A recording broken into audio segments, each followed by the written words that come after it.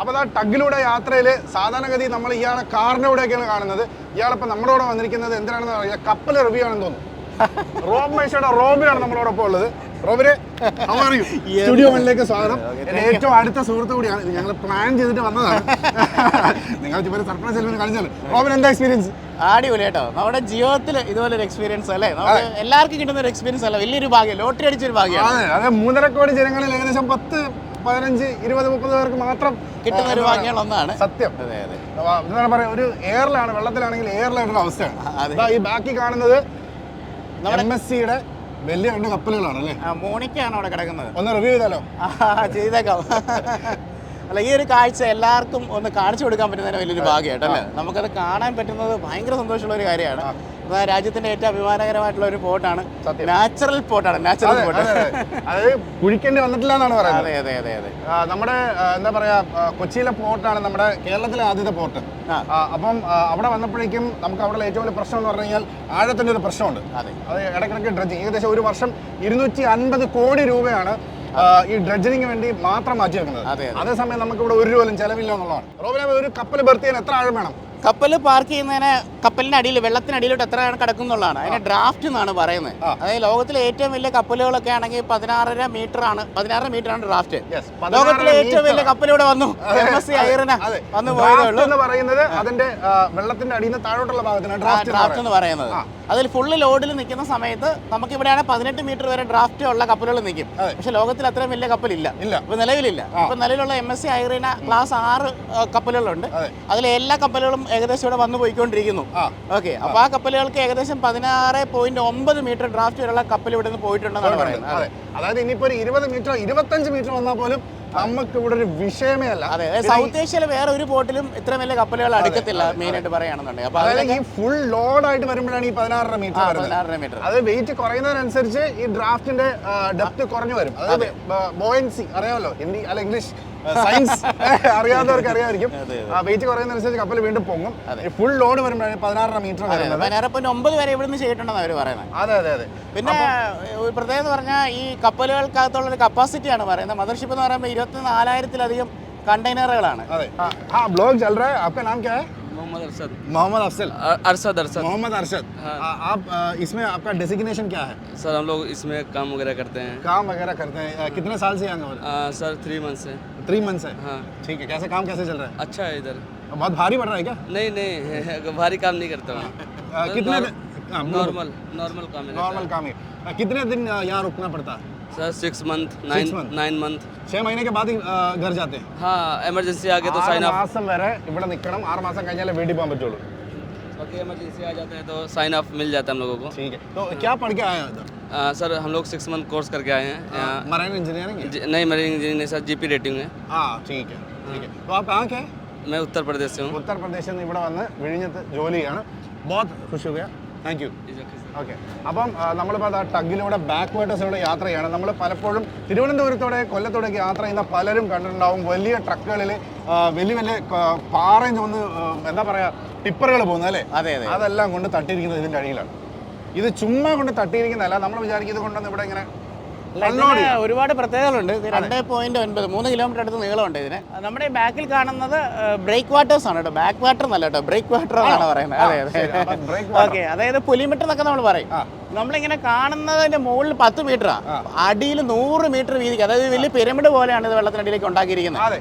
അതായത് വലിയ സുനാമിയൊക്കെ വന്നാലും പ്രതിരോധിക്കുന്ന പറയുന്നത്. അതെ അതെ. അത് മാത്രമല്ല, ഇത് പ്ലേസ് ചെയ്തതിന് ഒരു പ്രത്യേക സയൻസ് ഉണ്ട്. ഇത് ചുമ്മാ കൊണ്ട് തട്ടിയാലൊന്നും ഇരിക്കത്തില്ല. ആക്രോപോഡ്സ് ചുമ്മാ ഉണ്ട്. അത് കൃത്യമായ ലോക്കിംഗ് ഉണ്ട്. അതിന് അത് ലോക്ക് ആയോ ഇല്ലെന്ന് നോക്കാൻ വേണ്ടി സ്പെഷ്യൽ ഡൈവേഴ്സ് വരെ ഉണ്ട്. അതെ അതെ അതെ അതെ. അതാണ് ഇതിന്റെ ഒരു പ്രത്യേകത. ഇത് ഇപ്പം ഏകദേശം 75 ലക്ഷം ടൺ പാറയാണ് ഇവിടെ കൊണ്ട് ഇപ്പം അൺലോഡ് ചെയ്തിരിക്കുന്നത്. ഇതിന്റെ എക്സ്റ്റൻഷൻ ഉണ്ട്, 50 ലക്ഷം കൂടെ ഇനി വേണം.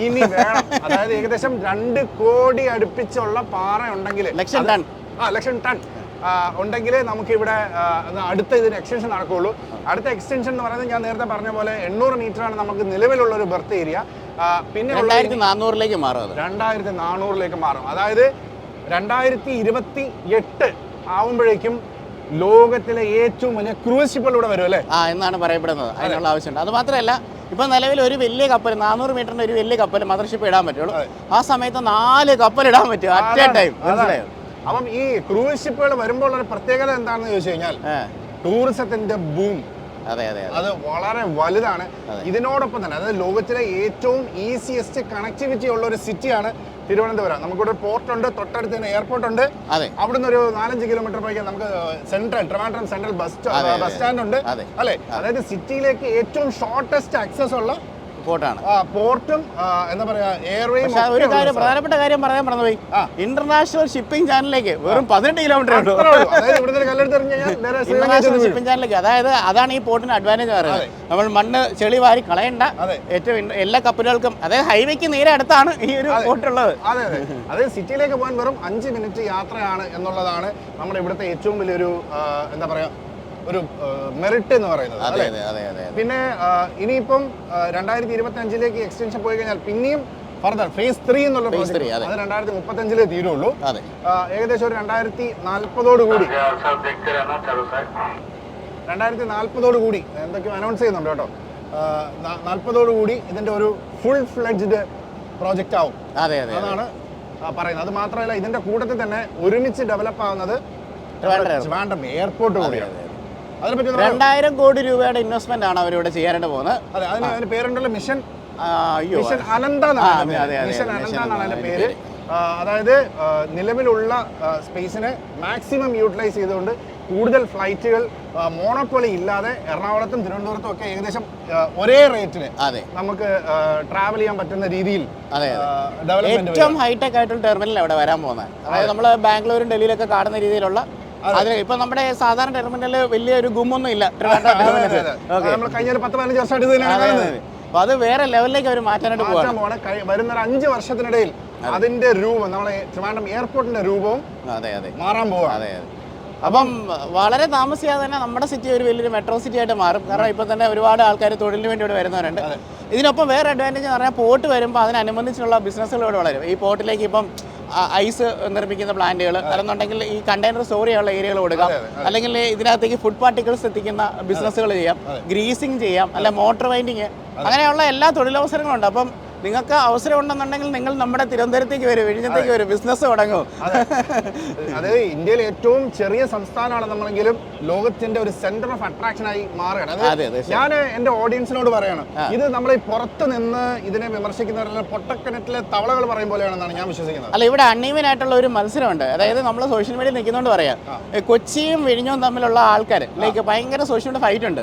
എന്തിനാണെന്ന് മനസ്സിലായി, ഇതൊക്കെ നമ്മുടെ തന്നെയാണ്. കേരളം എന്ന് പറഞ്ഞാൽ നമ്മുടെ സ്വന്തമാണ്. പിന്നെ കൊച്ചിയും തിരുവനന്തപുരം എന്തിനാ അല്ലേ? ഇപ്പൊ ഈ പൊളിറ്റിക്കൽ ഫൈറ്റ് ഉണ്ട് ഇതിന്റെ ഇടയിൽ.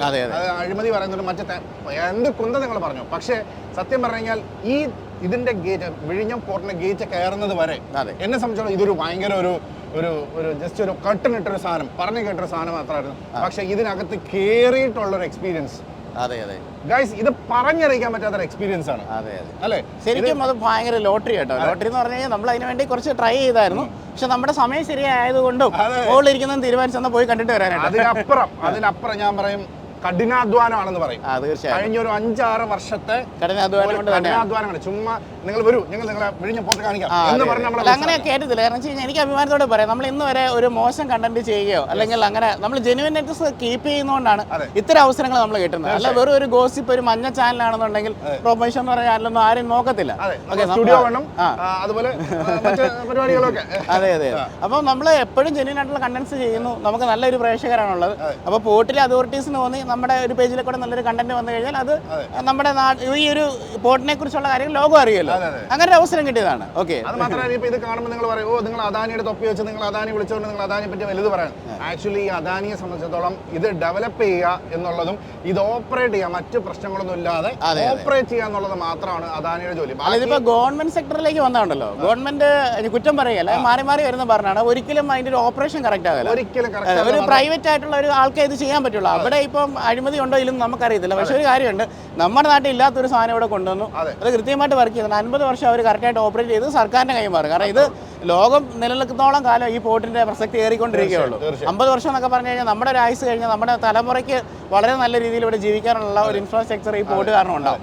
അപ്പം ഇതിനകത്ത് നിന്നുകൊണ്ട് ഒരു പൊളിറ്റിക്കൽ ഇതില്ലാതെ പറയാണ്, ഇതിനു വേണ്ടി ഇനിഷ്യേറ്റീവ് എടുത്ത എല്ലാ പൊളിറ്റിക്കൽ ലീഡേഴ്സിനെയും MP രാഘവൻ തൊട്ട് പിണറായി വിജയൻ വരെ ഉമ്മൻചാണ്ടി ഉൾപ്പെടെ നമ്മളിവിടെ അനുസ്മരിക്കുന്നു. ശരിക്കും പറഞ്ഞാൽ അവരുടെ അഹോരാത്ര പരിശ്രമം ഇതിനകത്തില്ല എന്ന് ഒരിക്കലും ഓരോ കാലഘട്ടങ്ങളിൽ ഓരോരുത്തരാണ് പ്രവർത്തിച്ചിട്ടുള്ളത്. അത് ആർക്കും അങ്ങനെ ക്രെഡിറ്റ് ഒന്നും പറയാൻ പറ്റത്തില്ല. കാരണം ഒരാൾ ചെടി നട്ടു, ചിലർ വെള്ളം ഒഴിച്ചു, അല്ലേ? അങ്ങനെയാണ് വരുന്നത്. ഇപ്പൊ ഈ തലമുറയിലുള്ള നമുക്ക് എല്ലാവർക്കും അതിന്റെ പഴങ്ങൾ പറിക്കാനുള്ള ഒരു ഭാഗ്യം ഉണ്ടാവുകയുള്ളൂ. അത്രേ ഉള്ളൂ. അപ്പൊ എല്ലാവർക്കും രാഷ്ട്രീയപരമായിട്ടും അല്ലെങ്കിൽ എല്ലാ തരത്തിലും മാറ്റി വെച്ചാൽ നമ്മുടെ രാജ്യത്തിന്റെ പുരോഗതിക്ക് വളരെ അഭിവാജ്യമായിട്ടൊരു സംഭവം എല്ലാവരും ഒത്തൊരുമിച്ച് പല കാലഘട്ടങ്ങളിൽ ചെയ്തെടുത്തു എന്നുള്ളതാണ്. എല്ലാവർക്കും ഉള്ള നന്ദി, സ്നേഹമൊക്കെ നമ്മൾ പറയണം. ഞങ്ങൾ കടപ്പെട്ടിരിക്കുന്നത് നിങ്ങളോട് ഓരോരുത്തരോടും. തീർച്ചയായും ഇതൊക്കെ ശരിക്കും പറഞ്ഞാൽ സ്വപ്നം പോലും കാണാൻ പറ്റാത്ത ഒരു പ്രോജക്റ്റും നമ്മളെ സംബന്ധിച്ചിടത്തോളം ഈ മൊമെന്റ് വെരി പ്രിവിലേജ്. ഇനി നമുക്ക് ഇതിനകം ഒന്ന് ജസ്റ്റ് ഒന്ന് കയറി വരാം. അതെ, പോകും.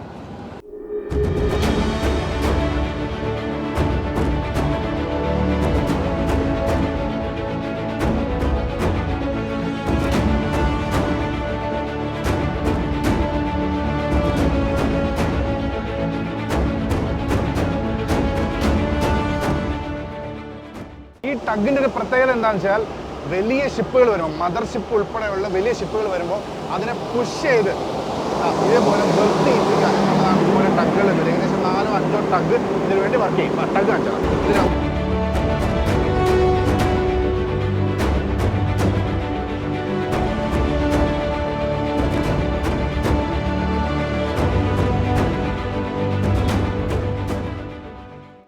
നമ്മുടെ ബാക്കിൽ കാണുന്നതാണ് MSC മെഡിറ്ററേനിയൻ ഷിപ്പിംഗ് കമ്പനിയുടെ മോണിക്ക 3 ആണ് ബാക്കിൽ ഇതാ ബർത്ത് ചെയ്തിരിക്കുന്നത്. നമ്മളിതാ ബർത്ത് ചെയ്യാൻ പോവാണ്. ഇതെല്ലാം ഫീഡർ ഷിപ്പുകളാണ്. അനൗൺസ്മെന്റ് ആണ്. നമുക്ക് ഓടി ഇതിന്റെ ഷിപ്പിലാകോ ഒന്ന് റിവ്യൂ ചെയ്യാം.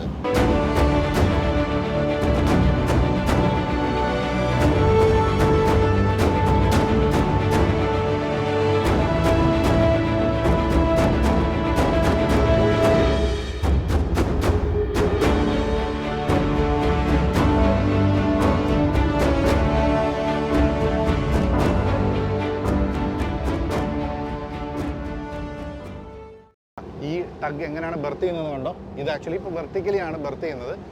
നമുക്ക് സൈഡിൽ കൂടി ഇറങ്ങാനുള്ള ഒരു എൻട്രി ഇല്ലാത്തത് കൊണ്ടാണ്. ഇവിടെ എല്ലാം സൈഡിലെല്ലാം ബാരിക്കേഡ് ചെയ്തിട്ടുണ്ട്. നമുക്കിവിടെ ഓപ്പൺ ആയിട്ടുള്ളൊരു ഫ്ലോറാണ് ഇവിടെ ഉള്ളത്. ആ ഫ്ലോർ വഴി നേരെ നമ്മൾ എന്താ പറയുക, ഇതിന് പേരെന്താ റോബിന്? ഈ ബാർജ് ബർത്തിലേക്ക് അക്ഷരപ്പിഴവും അറിവില്ലായ്മയുണ്ട്, നിങ്ങൾ ക്ഷമിക്കുക. ഇത് പണ്ട് ഇത് കടലായിരുന്നു. നമ്മുടെ മണ്ണിട്ട് ഇവിടുത്തെ ഏറ്റവും വലിയൊരു സാധനം എന്ന് പറയുന്നത് ഇവിടുന്ന് ഏകദേശം ഒരു 1 കിലോമീറ്ററോളം ദൂരം പണ്ട് കടലായിരുന്നു. പിന്നീട് ഇത് ബർത്ത് ബിൽഡ് ചെയ്തെടുത്താണ്. നമുക്കിത് കാണുന്നതിനെക്കാട്ടിലും ഭയങ്കര വലുതാണ്. നമുക്ക് ക്യാമറ കാണുന്നതിനെക്കാട്ടിലും ഭയങ്കര വലുതാണ്. അടുത്തൊക്കെ പോയി നിന്ന് കഴിഞ്ഞാൽ ഒരു പൊട്ടിൻ്റെ അത്ര ഉണ്ടാവുള്ളൂ. അപ്പം ഇത് വെർട്ടിക്കലിയാണ് ഇതാ ബർത്ത് ചെയ്യാൻ പോകുന്നത്. അപ്പം നമ്മുടെ ഈ ടഗ് യാത്ര ഇവിടെ ഏകദേശം അവസാനിക്കുകയാണ്. ശരിക്കും പറഞ്ഞാൽ ലൈഫിലെ ഏറ്റവും മനോഹരമായ ഒരു മൊമെൻ്റാണ് ഇതാ ഇപ്പം ഞാൻ എൻജോയ് ചെയ്യുന്നത്. My hard work all paid off and it's all privilege and all thanks to Adani and the whole team for this invitation and with immense thank you, unlimited thank you. എന്തൊക്കെ പറയാം എന്ന് അറിയാൻ വയ്യ. അപ്പം എന്താ പറയുക, Robin എന്താ പറയാനുള്ളത്? ഭയങ്കര സന്തോഷം, പറഞ്ഞറിയിക്കാണ്ട് സാധിക്കുന്നില്ല. അത് തന്നെ എൻ്റെ കാര്യം എന്ന് പറഞ്ഞു കഴിഞ്ഞാൽ. ഓക്കെ, അപ്പം ടീം അദാനിക്ക് എല്ലാവിധ എന്താ പറയാ നന്ദിയും ഭാവുകങ്ങളും വലിയ വളർച്ചകളും കോടികൾ ഇവിടെ ഇൻവെസ്റ്റ് ചെയ്യാൻ അവർക്ക് പറ്റട്ടെ, ലാഭം ഉണ്ടാക്കാൻ പറ്റട്ടെ, നമ്മളെ പോലുള്ളവർക്ക് അതിന്റെ ഭാഗമാവാൻ പറ്റട്ടെ. അതെ അല്ലേ? മരിക്കുന്നതിന് മുമ്പുള്ള ആഗ്രഹം എന്ന് പറഞ്ഞാൽ വലിയൊരു ക്രൂയിസ് ഷിപ്പ് വരുമ്പോൾ ഇവിടുന്ന് ഒരു യാത്ര ലക്ഷദ്വീപിലേക്കോ മാൽഡീവ്സിലേക്കോ നമ്മുടെ കൂട്ടിരുന്നു 2035 അത് സാധ്യമാവുന്നതാണ് പറയുന്നത്. അതെ.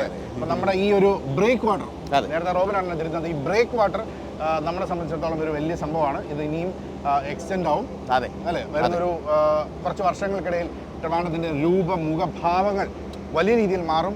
അപ്പം സ്റ്റുഡിയോ വണ്ടി പ്രേക്ഷകർക്ക് ഞാൻ റോബിനെയും പരിചയപ്പെടുത്തി, വിഴിഞ്ഞം പോർട്ടിൽ വന്ന് അവിടുത്തെ വിശേഷങ്ങളും പരിചയപ്പെടുത്താൻ പറ്റി എന്നുള്ളതാണ് എന്നെ സംബന്ധിച്ചിടത്തോളം ഈ ഒരു 5 വർഷത്തെ ഒരു ഏറ്റവും പ്രഷ്യസ് മൊമെന്റ് എടുത്ത് നോക്കാൻ പറ്റിയാൽ അതാണ് എന്നാണ് എൻ്റെ വിശ്വാസം.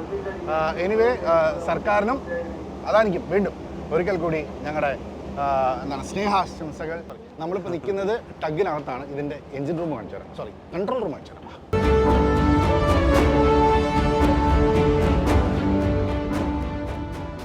നമ്മളിപ്പോൾ നിൽക്കുന്നത് ടഗിനകത്താണ്. ടഗിൻ്റെ കൺട്രോൾ റൂമിനകത്താണ് നമ്മൾ നിൽക്കുന്നത്. ഇതുപോലുള്ള ജോയ്സ്റ്റിക്കിലും മറ്റു ബട്ടൺസിലൊക്കെയാണ് കൈകാര്യം ചെയ്തത്. आपका मोहम्मद अलामीन टगिന്റെ പൈലറ്റ് ആണ്. टगिന്റെ പൈലറ്റ് ആണ്. कितना आसान है ये चलाना? हम लोगों को लगता है एक्चुअली है थोड़ा टफ, लेकिन हम लोग एक्सपीरियंस वाला है ना तो हाँ। इजी हो जाता है। ईजी हो जाते हैं ये जॉयस्टिक से पूरा काम चला हाँ हाँ, ये जो स्टिक है इसी से ही पूरा चलता है, पूरा मतलब मैनुअरिंग इसी से होता है। ठीक है तो आपसे मिलकर बहुत खुशी हो गया thank you so much sir thank you അപ്പം ടഗിൻ്റെ കൺട്രോൾ റൂം കണ്ടല്ലോ ഞങ്ങൾക്കും സന്തോഷം നിങ്ങൾക്കും സന്തോഷം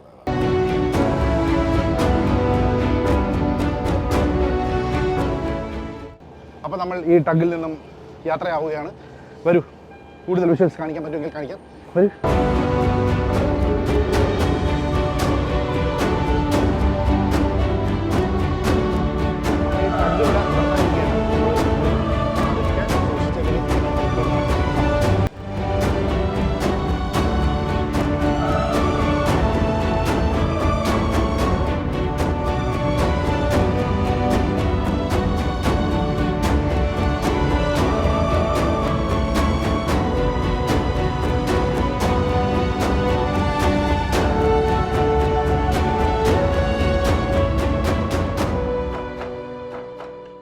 അപ്പോൾ ഇതാണ് നമ്മുടെ ടഗ് ഇവിടെ JCBയുടെ ടയറാണ് ഇതിൻ്റെ ഒരു ഡിഫെൻഡിങ് പോർഷനായിട്ട് ഇവിടെ വെച്ചിരിക്കുന്നത് അതാണ് ഇതിൻ്റെ ഫുൾ പ്രഷർ അബ്സോർബ് ചെയ്യുന്നത് അതാ ഈ കാണുന്നതാണ് ഇതിൻ്റെ ട്രാക്ക് നമ്മൾ ഈ കാണുന്ന വലിയ ക്രെയിനിൻ്റെ ട്രാക്കാണ് ഈ കാണുന്നത് ഇതിലൂടെയാണ് ഈ ക്രെയിനൊക്കെ ഓടുന്നത് അപ്പോൾ നമ്മൾ ടഗിൽ നിന്ന് ഇറങ്ങിയിരിക്കുകയാണ് നമുക്ക് തിരിച്ച് ബാക്ക് ടു ദി ഓഫീസ് റൂമിലേക്ക് പോകണം ഇന്നത്തെ ഏകദേശം യാത്ര ഇവിടെ കംപ്ലീറ്റ് ആയെന്നാണ് വിശ്വാസം എനിവേ ദാറ്റ്സ് ഓൾ